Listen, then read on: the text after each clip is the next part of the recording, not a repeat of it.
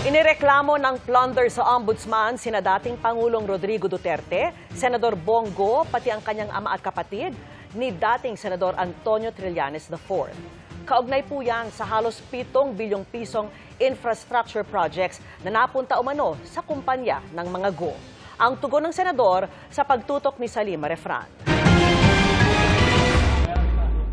Kahong-kahong dokumento ang bitbit ni dating Senador Antonio Trillanes IV sa Office of the Ombudsman para yan sa reklamong plunder laban kina dating Pangulong Rodrigo Duterte, Senador Bongo, pati laban sa ama at kapatid ng senador.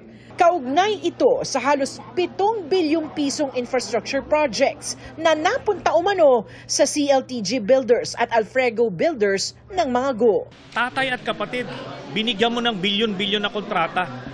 While you were in power, covered nila yon. Alam naman natin na magkadugtong ang bituka ni Bongo at Duterte, kaya hindi niya pwedeng ipagkaila na hindi na-impluensyahan ito.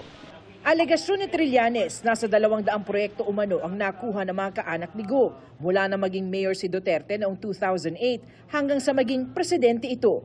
Karamihan ay nasa Davao Region at Davao City. May flood control, merong mga road widening, kahit na kompleto o nagawa yung proyekto. Pero yung offense niya is hindi dapat sa tatay at kapatid ang nag-benepisyo. Ang nakalagay sa ating batas, up to 4th degree of consanguinity and affinity. Pero ito, 1st degree ito, tatay ito at kapatid. Git ni Trillanes, undercapitalized o kulang sa pampuhunan ng CLTG at Alfrego Builders, kaya nakipag-joint venture o nakisosyo sa mga kontratisang may AAA licenses tulad ng mag-asawang Curly at Sara Diskaya. 816 million pesos umano ang halaga ng mga proyektong napunta sa joint venture ng mga Go at ng mga Diskaya. Pinabulaanan ni Senador Go ang mga alegasyon. Lahat naman tayo may negosyo, yung mga pamilya natin. Lahat ng pamilya may negosyo, but hindi po ako nakikialam dyan. Nakialam ba ako? Hindi. Nakinabang ba ako? Hindi. Binigyan ko ba ng pabor ang aking pamilya? Hindi. Ayon kay Go, haharapin niya ang reklamo at handa ring kasuhan ang sariling kadugo kung nagkamali sila. Meron naman pong COA na pwede naman pong tumingin kung meron bang pagkukulang o meron bang irregularities dito sa mga proyektong ito, kasuhan niyo po. Kaya sabi ko nga, ako pa mismo, willing po akong kasuhan kahit kapamilya ko, kahit sino pa yan.